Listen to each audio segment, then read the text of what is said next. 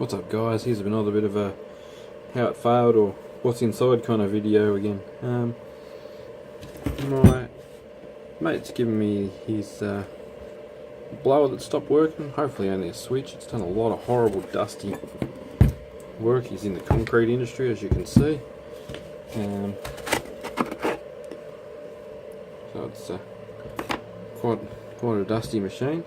So let's just start pulling it down, and once we get into the guts of it, we'll see what's going wrong. I think the switch has failed, but we'll see if we can get it to run.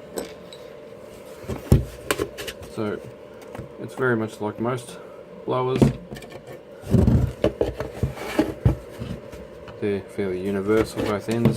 The Makita one, the Milwaukee one, they all seem to do the same thing. Let's get this open to make sure that the actual impeller still spins and that it's not fouled by something which may have caused it to burn out.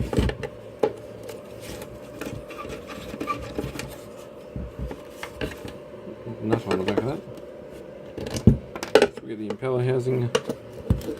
Let's call it the impeller housing. But the pumper to be called a volute.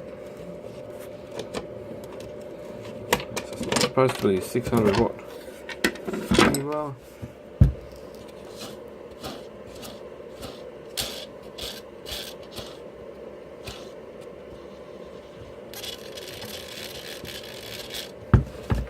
so that's free as a bird, dusty, free as a bird. I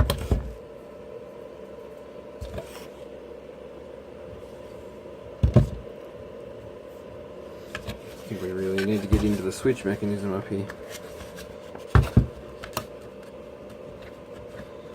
I believe he said it was a rocker switch originally.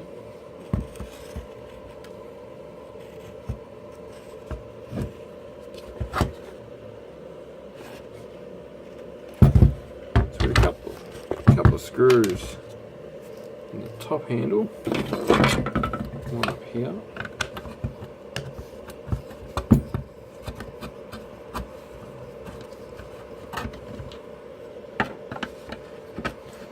Probably looks really clean and green on the camera, but it's very dirty and dusty. So it does a fair bit of work. Can quite often be sat down and left for quite a while to dry something out. Right, we need a way to get them.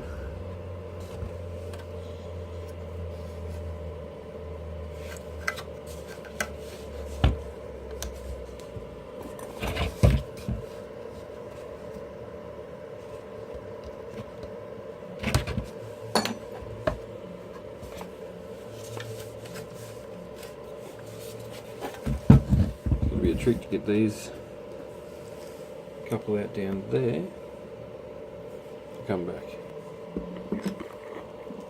Right, the screw's undone.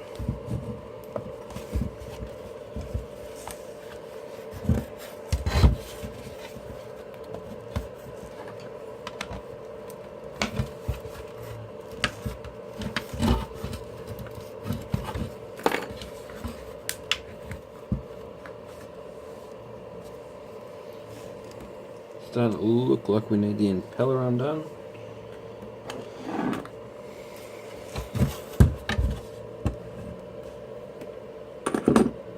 And the nut is protected in there.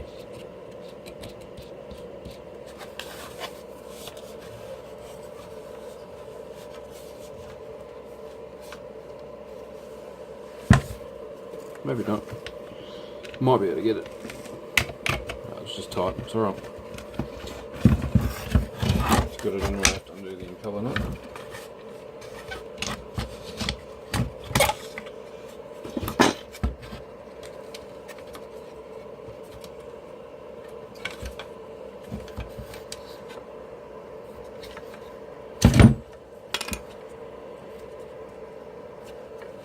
And that's all that's wrong with it, switch failure. See, the switch is actually melted.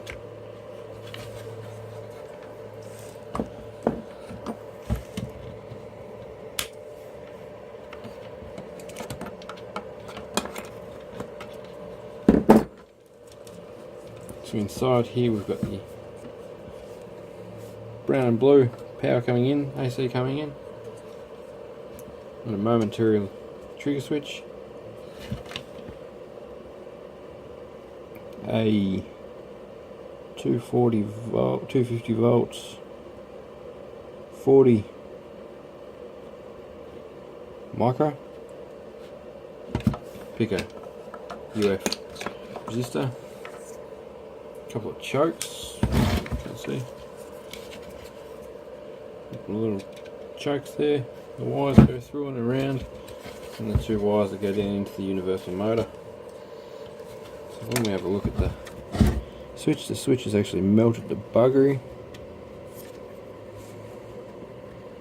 Just why it doesn't click anymore. And that's actually really dangerous in the job he does, because there's always a lot of fumes and things like that around. So we need a momentarily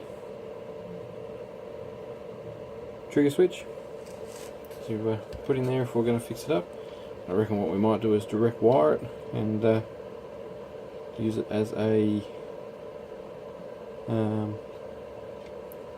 blower fan that's just direct wired. So we'll get some electrical caps and we'll make that happen so we can fire it up. So there's just a little terminal block as a part of the switch. Probably didn't need to cut the other two wires, but live and learn. You see the big melt hole. So it's been very hot at some stage in the contacts. Contacts normally get weak. Once they get weak, they get hot.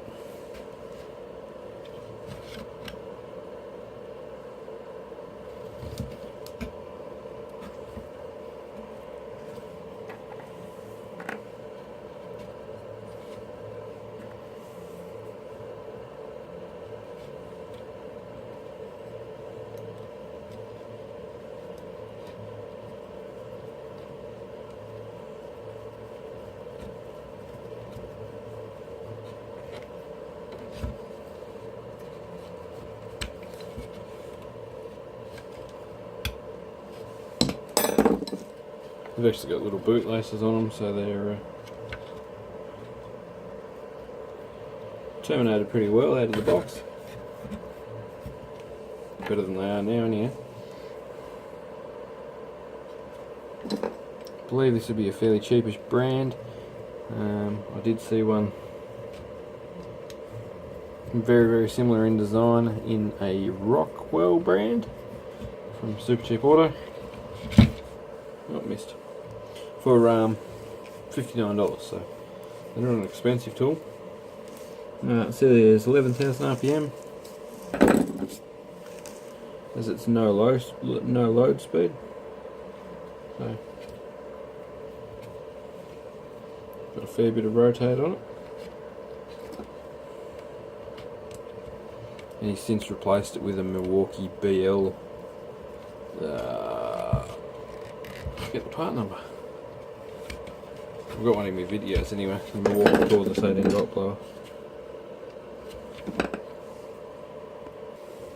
Alright, now we've got that put back together. Just tuck all the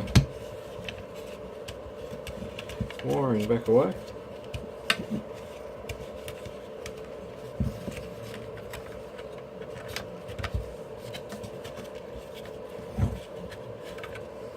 Just have to loosen the strain relief off a little bit. Give us a little bit more cable. I might even put a bit of epoxy, not epoxy, polyurethane in the hole where the connectors come through.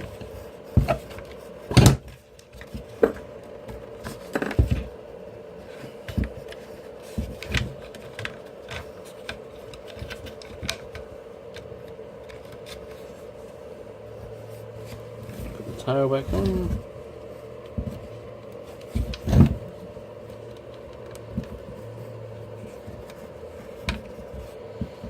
Back where it's got to be. Strain relief, do that back up again. Suppose I could always polyurethane the trigger back where the hole was. Probably a pretty good fit.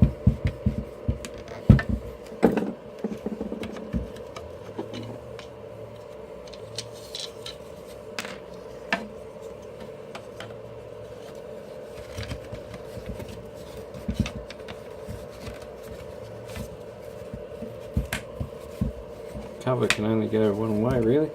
It's got to go back over the strain relief.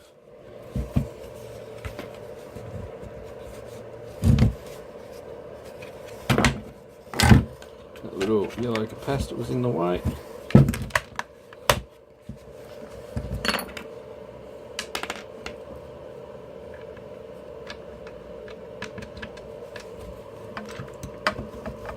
Couple screws back in it.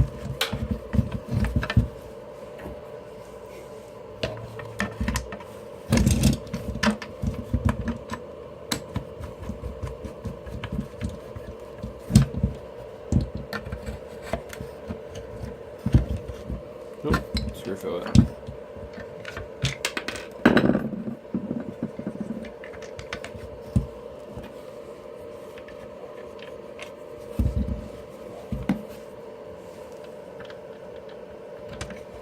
So we could have put a switch back in there, but this can just be a blower I use around home now.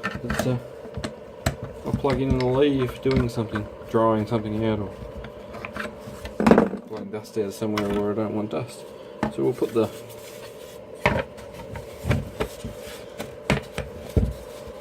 cover back in.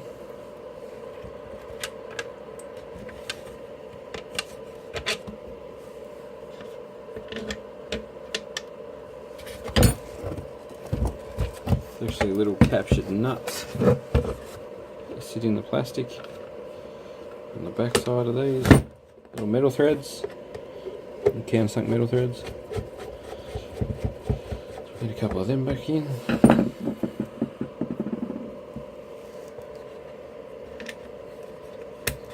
Truthfully, you could put a self-tapper in there if you felt like it.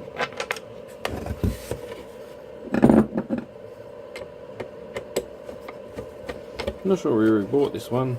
Rock used to be a very popular brand in auto barns and places like that.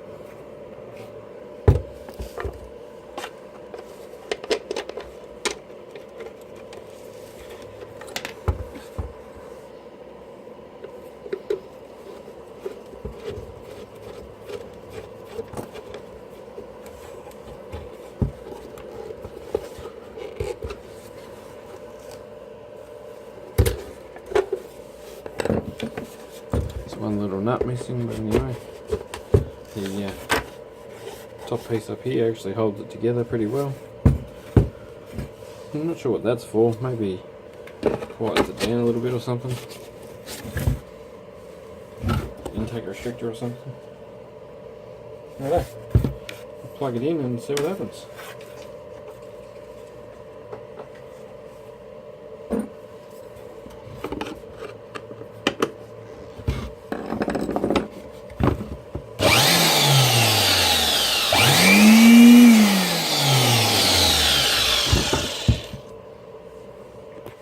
It's a little bit bearing noisy, but it's back alive.